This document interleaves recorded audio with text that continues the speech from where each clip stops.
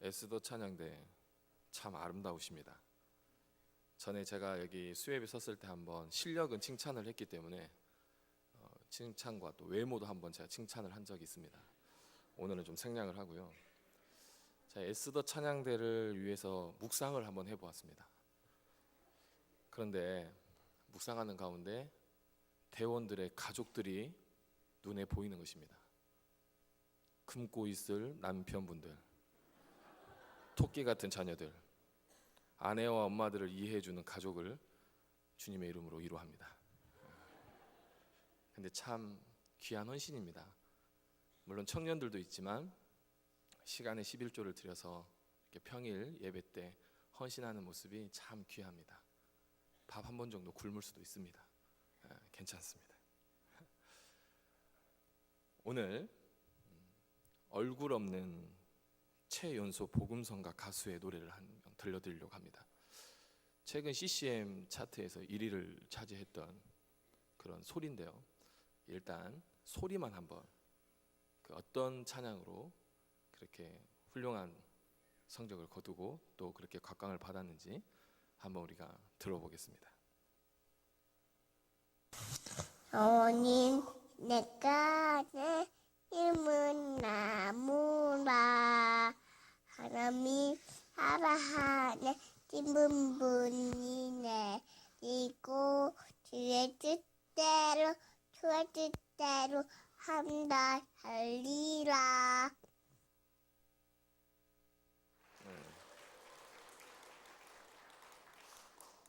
누군지는 잘 모르겠습니다. 그런데 저희 집에 같이 사는 36개월 된 둘째 아들의 찬양의 고백이었습니다.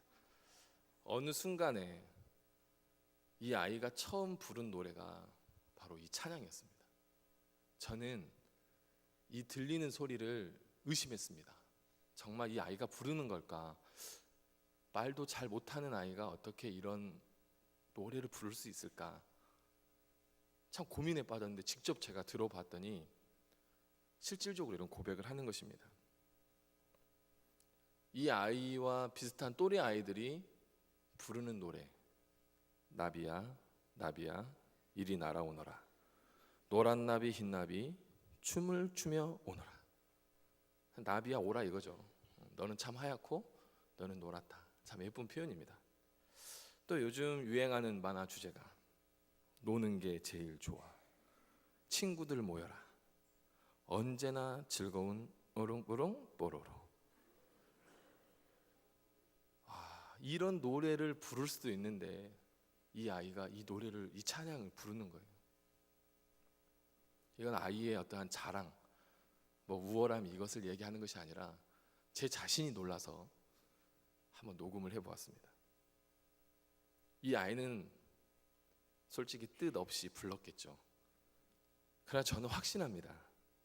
이 아이의 뇌에는 하나님의 사랑 안에 믿음 불이 내리고 주님의 뜻대로 그냥 사는 것이 아니라 항상 살리라. 이 가사가 정말 은혜가 되는 거예요.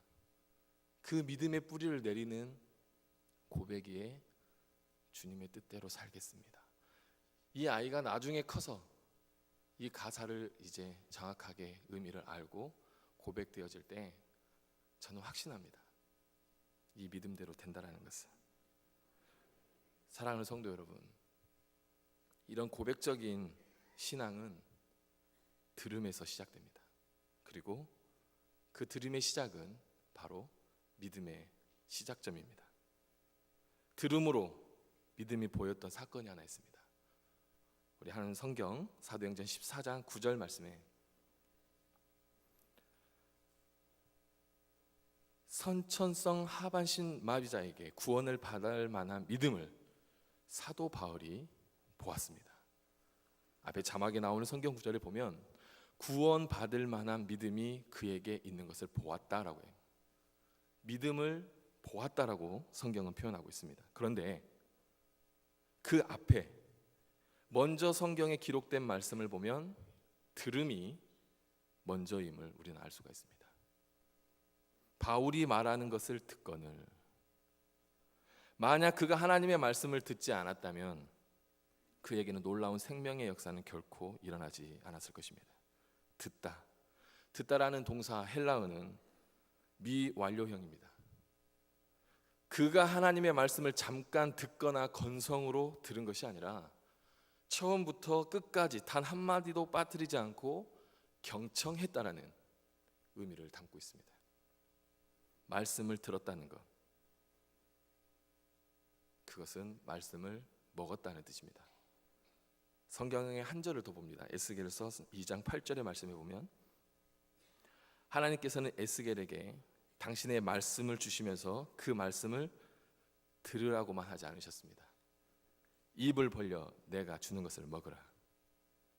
먹는다는 것, 스스로 자신이 먹는 것의 지배를 받는 것을 의미합니다. 예를 들어 사람이 술을 마시면 술이 사람을 지배한다는 말을 합니다. 사람이 영양분을 섭취하는 것은 몸에 이로운 영양분이 자신을 지배하는 것이죠. 하나님 당신의 말씀이 에스겔 자신을 지배하라게 하는 그런 명령이었습니다. 말씀으로 창자를 채운 에스겔은 에스겔에서 3장 2절과 3절에 그 말씀이 달기가 꿀처럼 달다고 고백을 합니다. 하나님의 말씀을 먹음으로 하나님의 말씀이 자신을 지배하기 시작할 때 역사는 시작이 됩니다. 믿음은 보입니다. 그리고 믿음은 들음에서 시작이 됩니다. 들었을 때 우리는 말씀을 먹을 수가 있습니다. 먹었을 때 그 말씀으로 우리가 지배가 됩니다. 선천성 하반 신자가 하나님의 말씀을 들을 것, 곧 먹었다는 것은 자신을 하나님의 지배 속에 내맡겼다라는 또 한 가지의 의미를 담고 있습니다. 그 말씀을 먹은 그 환자 본 순간 바울은 바로 거침없이 이야기를 합니다. 일어나라. 태어나서 한 번도 일어나 본 적이 없는 그 사람의 믿음을 보고 정확하게 말합니다. 바로 일어나라. 무엇을 의지하거나 누구를 붙잡고 일어설 것을 명령한 것이 아니라 한 번도 일어서 본 적이 없는 그 반쯤 일어나, 아니 적당하게 일어나라, 이게 아니라 바로 일어서라고 명령하였습니다. 우리말 바로로 번역된 헬라어는 오르도스, 즉각이라는 의미가 아니라 일직선으로 곧게 혹은 똑바로, 우리의 언어로 졸바로, 반드시 똑바로 서라는 것입니다. 바울은 한 번도 일어서 본 적이 없는 그 환자에게 두 발을 쭉 뻗고 똑바로 일어나라고 명령한 것입니다. 그것은 사도 바울을 통한 하나님의 명령이었습니다. 하나님은 사람을 세우실 때 엉거주춤 세우거나 비뚤게 세우지 않습니다. 하나님은 사람을 언제나 똑바로 세우십니다. 보이는 믿음은 일직선으로 곧게 서는 것입니다. 우리의 믿음은 바로 서는 것입니다. 하나님의 말씀은 비뚤어진 우리의 생명을 바로 일어서게 하는 온전한 생명이 있습니다. 하나님의 사랑은 어그러진 우리의 심령을 바로 일어서게 하시는 하나님의 능력임을 이 시간에 고백합니다. 믿음을 보인 사람들, 그 사람들은 일어서는 것입니다. 그것은 바로 반응하는 것입니다. 인도의 성자라고 불리는 간디는 기독교인을 향해 다음과 같이 쓴소리를 했습니다. 당신들이 믿는 그리스도는 참 좋다. 그러나 기독교인들은 싫다. 기독교인들은 당신들이 믿는 그리스도와 너무 다르다. 그런 말을 했습니다. 간디가 싫어한 기독교인은 우리가 추측해 보면 그가 인도나 영국에서 직접 체험한 영국의 성공회 교인들이었습니다. 다시 말하면 기신교들이었습니다. 우리 주변에서 가장 또 신학자로 유명한 일본의 우찌무라 간조, 개신교 교인이었습니다. 동시대를 산 중국의 석학 우징숑 박사는 가톨릭 신자였습니다. 그 두 사람은 묘하게도 똑같은 말을 합니다. 기독교 성직자나 교인의 언행을 보면 도저히 주님을 믿을 수 없지만 성경으로 돌아가면 주님을 믿지 않을 수 없다. 이런 이야기를 했습니다. 대체 이유가 무엇입니까? 성경이 전해주는 예수 그리스도의 모습과 신구교를 막론하고 예수 그리스도를 믿는 기독교인의 모습이 같지 않다라는 그 이유가 무엇입니까? 성경이 전해주는 예수 그리스도의 모습과 예수 그리스도를 믿는다는 기독교인의 모습이 같지 않다는 것, 우리로 하여금 믿음이 눈에 보이는 것을 다시 한번 확인하고 있습니다. 기쁨이라는 단어가 있습니다. 우리는 이거를 추상명사라고 합니다. 추상적이라는 것은 우리가 잘 알죠. 눈으로 볼 수 있는 구체적인 실체가 없다는 말입니다. 그러나 여러분, 문법적인 설명일 뿐 사실은 그렇지 않습니다. 기쁨이라는 단어 그 자체는 보이지 않는 추상명사입니다. 그러나 실제로는 그 기쁨은 눈으로 볼 수가 있습니다. 사람의 마음속에 기쁨이 깃들면 그 기쁨은 어떤 형태로든지 외부로 표출되기 때문입니다. 믿음도 마찬가지입니다. 믿음이라는 단어 역시 추상명사이죠. 그러나 믿음은 반드시 보이기 마련입니다. 인도의 간디가 그리스도는 좋지만 기독교인들이 싫다고 말한 것, 또 성경 속에서 하나님을 향한 예수님의 믿음도 자신이 만난 기독교인들의 믿음도 자신의 눈으로 볼 수 있었기 때문에 이런 이야기가 가능했습니다. 그렇다면 정말 믿음이 보이는 것입니까? 성경은 기록합니다. 마태복음 8장에 예수님께서는 가버나움에서 만난 백부장의 이야기를 전해주고 있습니다. 우리는 그 이야기를 잘 압니다. 예수님을 찾아온 백부장은 중풍을 맞은 자기 집 하인을 고쳐주기를 간청합니다. 백부장의 간청을 수락하신 주님께서 그의 집으로 가시려 하자 주님께서는 그는 주님께서 자신의 집을 친히 방문하는 것을 도저히 감당할 수 없다면서 주님을 만류했습니다. 백부장 자신도 상관이 명령하는 대로 복종하고 또 수하 사람도 자신이 시키는 대로 행하는 것처럼 주님께서도 그냥 그 자리에서 명령만 해주십시오. 그렇다면 내 집 하인이 넉넉히 치유될 것임을 믿는다고 고백했습니다. 대단한 믿음의 고백이었죠. 그 고백을 들으신 주님께서 오늘 읽은 본문의 말씀을 하셨습니다. 주님께서는 정확하게 말씀하십니다. 이만한 믿음을 보지 못하였다. 이만한 믿음을 보지 못했다. 분명히 주님께서 믿음을 보셨다고 말씀하셨습니다. 여기서 보다라는 말은 만나다 혹은 발견하다라는 헬라어의 의미를 가지고 있습니다. 믿음을 만나거나 발견하는 것 역시 믿음이 눈에 보이는 것이기 때문에 가능했다라는 것이죠. 우리도 일상 속 언어에서 자주 사용합니다. 그 집사님 참 믿음 좋아 보이던데, 그 집사 믿음이 참 없어 보여. 우리도 모르게 좋아 보이되 없어 보여, 보인다라는 표현을 사용하고 있습니다. 그런가 하면 예수님께서는 누가복음 18장 8절에 인자가 올 때의 세상에서 믿음을 보겠느냐 라고 탄식하셨습니다. 주님께서 재림하실 때 이 세상에서 과연 믿음을 만나볼 수 있겠느냐는 탄식이었습니다. 주님께서는 이 세상 끝날에 믿음을 지닌 사람을 만나볼 수 있겠느냐고 탄식하지 않으시고 믿음을 만나볼 수 있겠느냐고 탄식하셨습니다. 믿음은 예수님을 통해서 분명히 드러났습니다. 눈에 보이는 것이라고. 하나님을 만난 인간의 참된 믿음은 어떤 형태로든지 외적으로 표출되기 마련입니다. 그래서 믿음은 눈에 보이지 않을 수 없습니다. 만약에 그렇다면 처음부터 보여주기 위함을 목적으로 그 믿음은, 그 나타내고 일부러 표현한 그 믿음은 위선일 뿐이지만 하나님을 인격적으로 만난 사람의 참된 신앙의 결과적으로는 그들의 믿음은 사람의 눈에 보일 수밖에 없습니다. 우리는 그 이야기가 가장 잘 설명된 본문이 바로 누가복음 10장 선한 사마리아인의 비유입니다.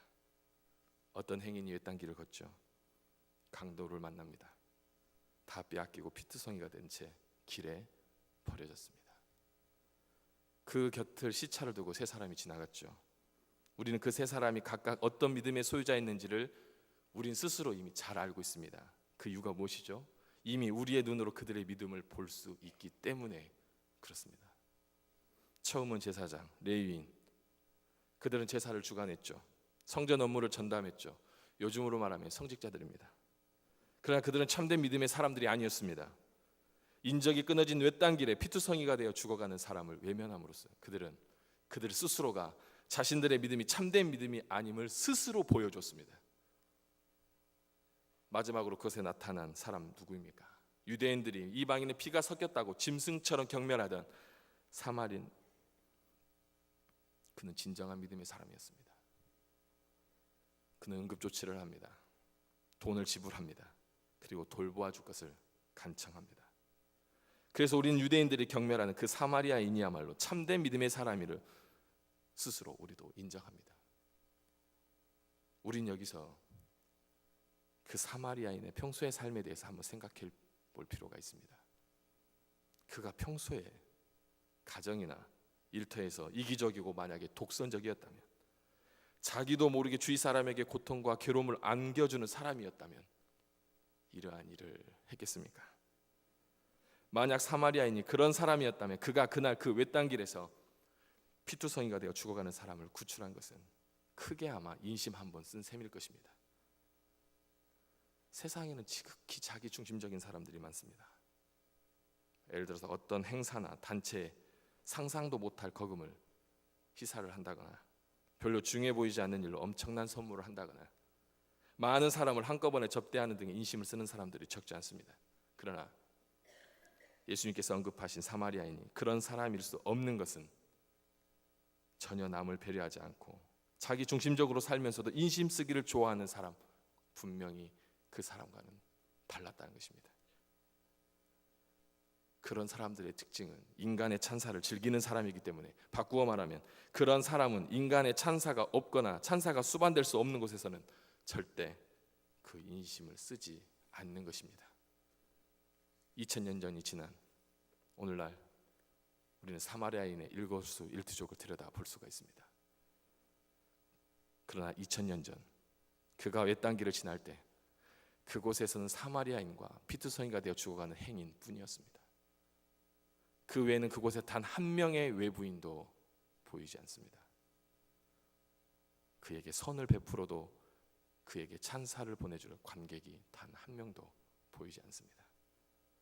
사고를 당한 사람도 의식불명의 상태였기 때문에 그 사람도 참사를 받을 상황이 아니었습니다.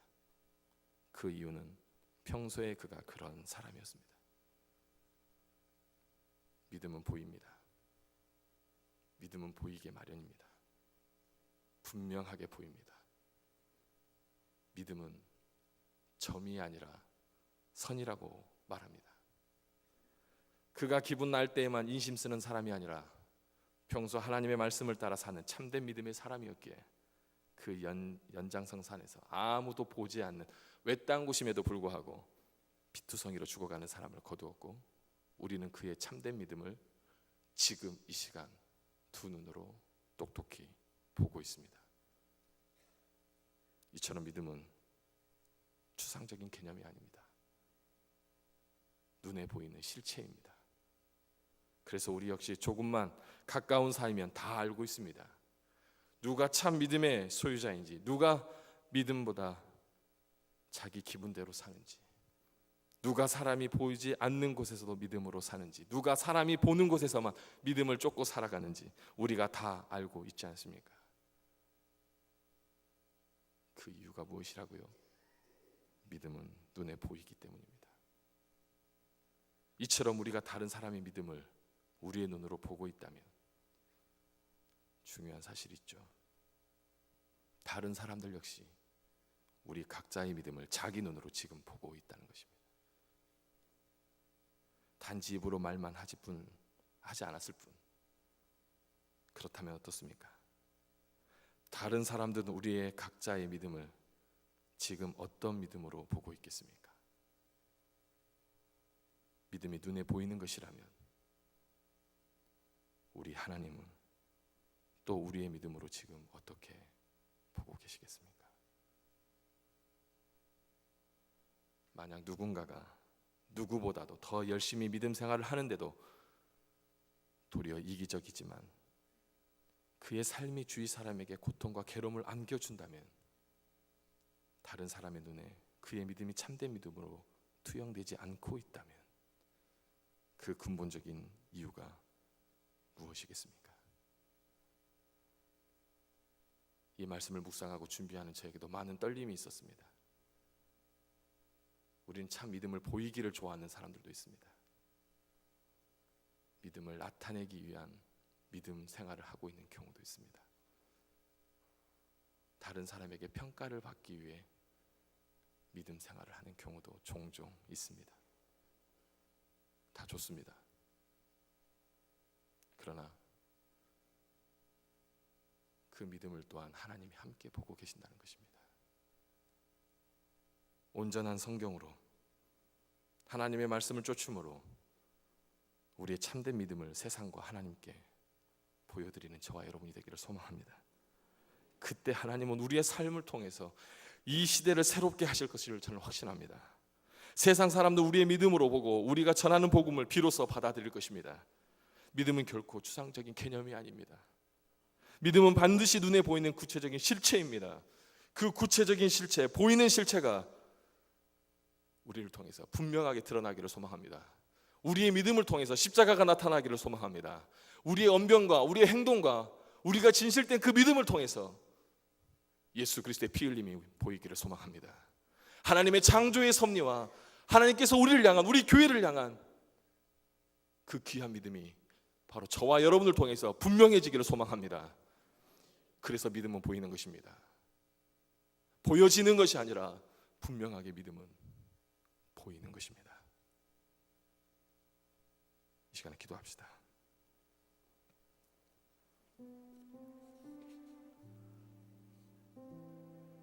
하나님을 믿는다면서도 세상 사람들과 조금도 구별되지 않는 우리를 향해 바로 일어서라고 명령하십니다. 그동안 나 자신, 내 가족, 내 돈만 아는 이기심으로 살아왔습니다. 그러나 보이는 눈을 보고 말씀하십니다. 바로 일어서라. 하나님의 명령에 순종하여서 우리의 거짓된 삶으로부터 일어서기를 원합니다.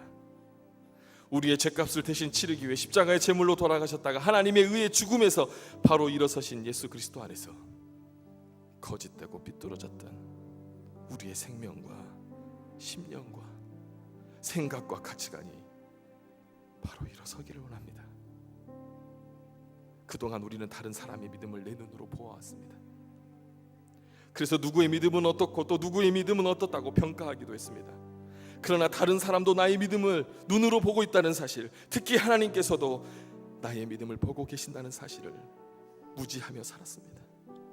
오늘 이 땅 그리스도인과 교회가 세상으로부터 가혹할 정도로 비판과 비난의 대상이 된 것은 내가 먼저, 여기 있는 우리가 먼저 세상 사람들에게 참된 믿음을 보이지 못한 결과임을 고백합니다. 믿음은 추상적인 개념이 아니라 반드시 눈에 보이는 실체임을 잊지 않게 하여 주시라고 기도합니다. 그래서 우리의 삶을 통해서 이 시대를 위한 하나님의 뜻이 온전히 이루어지고 세상 사람들의 눈에 보이는 우리의 참된 믿음이 세상 사람들을 주님 앞으로 인도하는 교량이 되는 은혜를 두게 해주시라고 이 시간에 주여 한번 외치며 우리의 믿음을 하나님 앞에 철저하게 고백하는 시간을 갖기로 원합니다. 주여, 사랑의 아버지 하나님, 아버지 하나님, 우리 가운데 임하시는 그 하나님을 바라봅니다. 하나님, 믿음은 보이는 것입니다. 하나님, 우리의 눈을 들어 주님을 보게 하여 주시옵소서. 사랑의 아버지 하나님, 우리의 모습들 주님 가운데 앉게 하신 그 하나님을 바라보며 나아가 거룩하신 아버지 하나님, 그 믿음의 실체가 우리 가운데 나타나는 은혜가 있게 하여 주시옵소서. 아버지 하나님, 우리의 삶이 진정으로 하나님을 바라보며 주님을 바라보며 나아가며 소망합니다. 아버지 하나님, 이 시간 우리의 마음을 들여 주님 앞에 경배하며 찬양하며 나아갑니다. 사랑의 아버지 하나님, 이 시간에 우리의 믿음을 가오니 성령 아버지 하나님, 우리의 믿음 가운데 역사하실 그 하나님을 바라보게 하여 주시옵소서. 아버지 하나님, 우리가 믿음 가운데 바로 서는 은혜가 임하게 하여 주시옵소서. 아버지 하나님을 바라보는 은혜가 있게 하여 주시옵소서. 믿음은 보이는 것입니다. 그 믿음 앞에서 바로 일어서는 우리가 되게 하여 주시옵소서. 아버지 하나님, 우리를 붙들어 주시옵소서. 이 시간에 주님 앞으로 나아가는 우리의 삶이, 주님을 향하여 나아가는 우리의 꿈에서 인도하여 주시옵소서. 아버지 하나님, 영광 가운데 임하여 주시옵소서. 아버지 하나님, 그 하나님을 바라보며 아버지 앞에 엎드려 기도하며 나아가는 우리의 삶이 될 수 있도록 성령님 인도하여 주시옵소서. 하나님 엎드립니다. 하나님, 그 믿음의 은혜를 보기를 소망하나이다. 아버지 하나님 베풀어 주시옵소서. 주님, 아버지 주님을 위해 나아가는 주시옵소서. 이 시간 함께 고백합니다. 주님을 보게 하소서. 주님을 보게 하소서. 하나님, 나를 붙드소서. 나를 붙드소서. 내 뜻과 내 생각 내려놓고 주님 앞에 엎드립니다. 주님 앞에 나 엎드려 주의 음성 기다리니 나를 부르실 때 믿음으로 주님을 바라보기를 소망하나이다. 주님을 보게 하소서. 아멘. 주님을 보게 하소서. 나를 붙이소서. 내 뜻과 내 생각 내려놓고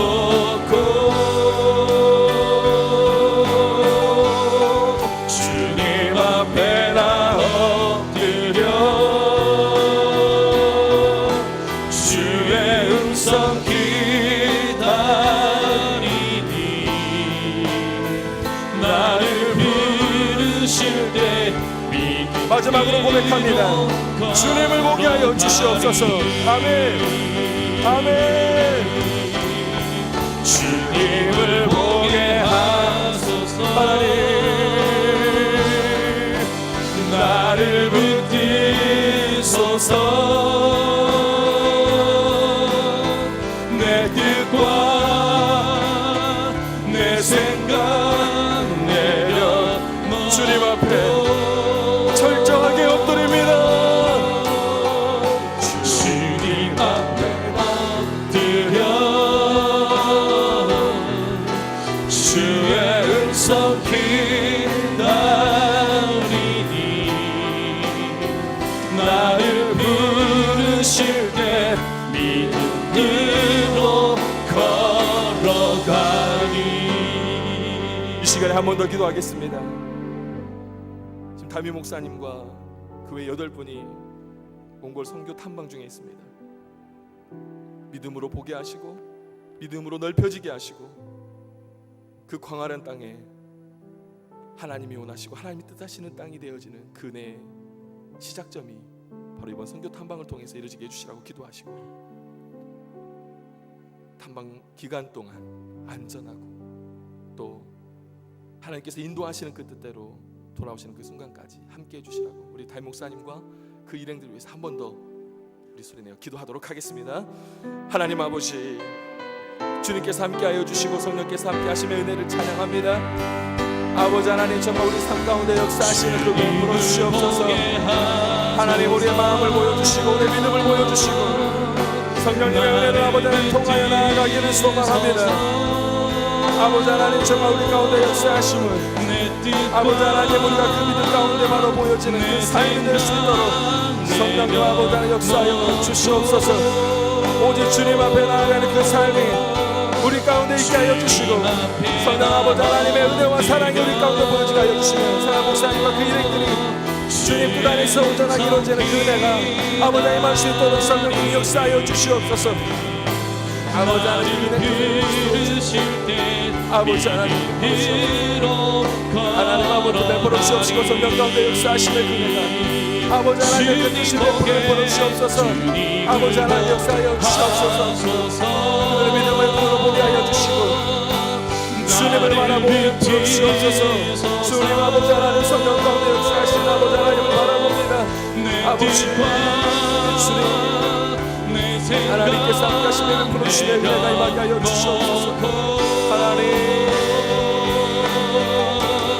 주님 앞에 나 엎드려 주의 음성 기다리니 나를 부르실 때 믿음으로 걸어가리.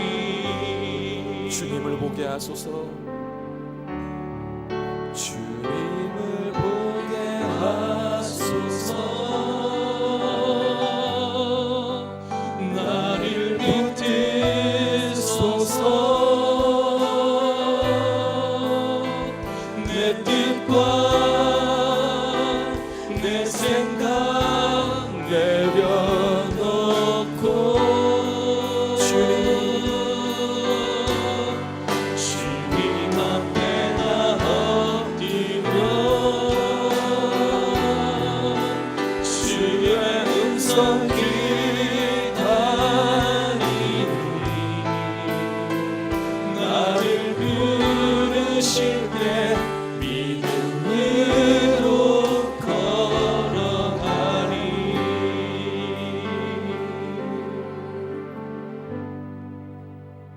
사랑의 아버지 하나님, 우리의 믿음이 보입니다. 보여지는 믿음이 아니라 보이는 믿음이 되게 하여 주시고, 그 믿음을 하나님이 보고 계시오니 우리가 모든 삶에서 가장 정직하고 순결하고 하나님의 합당한 믿음을 우리가 드러내게 하여 주시옵소서. 그 믿음을 소유하기를 소망합니다.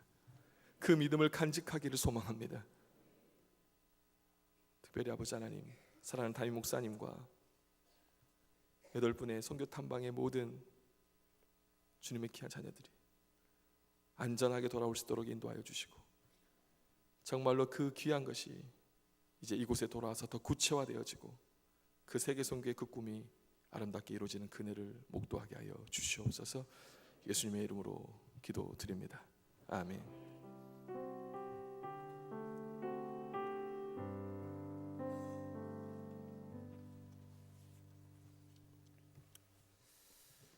우리 옆 사람과 그렇게 인사를 할까요? 우리의 믿음을 주님께 보입시다.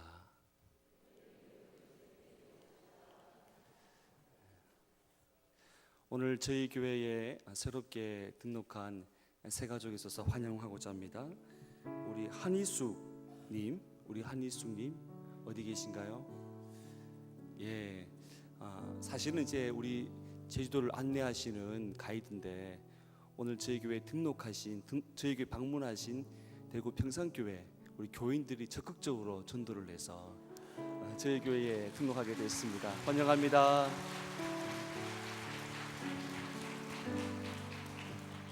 저희 교회 새 가족으로 또 한 가족이 된 것을 환영하고 축복합니다. 저희 교회에 새롭게 저희 교회 방문하신 분들이 있어서 반가운 손님이 있어서 잠깐 소개하고자 합니다. 지난 그 중국인 만나 동산 때 중국인 목회자로 참석을 해서 큰 은혜를 받고 돌아간 분이 계십니다. 지난번 간증 시간에 자신이 시간이 되면 제주도에 꼭 방문하겠다 그렇게 약속을 했는데 그 약속을 기억하고 저희 교회에 오셨습니다. 그래서 류신 자매 어디 계시죠? 예. 그리고 또 예전에 저희 성안교회에서 부목사로 섬기셨던 김재성 목사님도 방문을 했습니다. 어디 계신가요? 뒤에 계시네요. 예. 반갑습니다. 우리 축복의 박수로 환영할까요?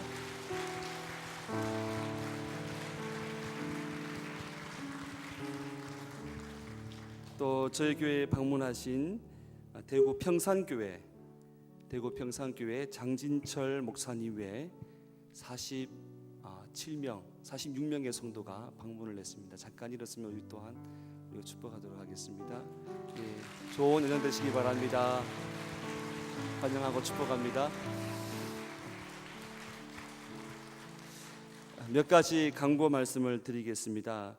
기도한 대로 담임 목사님과 우리 총 9분의 우리 선교 탐방팀이 몽골 선교지 우리 박대훈 선교사님 잘 방문을 하고 있다고 목사님께서 연락이 왔습니다. 은혜로운 여정이 될 수 있도록 여러분 꼭 기도해 주시고 또 가서 많은 것들을 보고 돌아올 수 있도록 여러분 중보해 주시기 바랍니다. 또 19기 중보기도 헌신자를 모집합니다. 지금까지 중보기도 19기까지 이제 중보기도가 왔는데 중보기도 헌신자는 중보기도 학교를 수료한 사람이고요.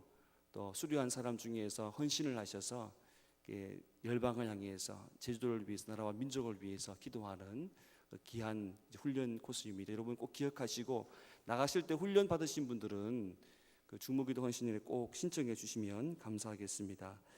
2014년 교인 수첩이 나왔습니다. 성안교회 등록 교인 여러분 꼭 사무실에 가셔서 연락처와 이름을 기입하셔서 가져가시면 되겠습니다. 로비에 강고북이 있으니까 강고북도 가실 때 한 부씩 가져가시기 바랍니다. 다 같이 일어나서 찬양하며 시겠습니다. 다 같이 일어날까요?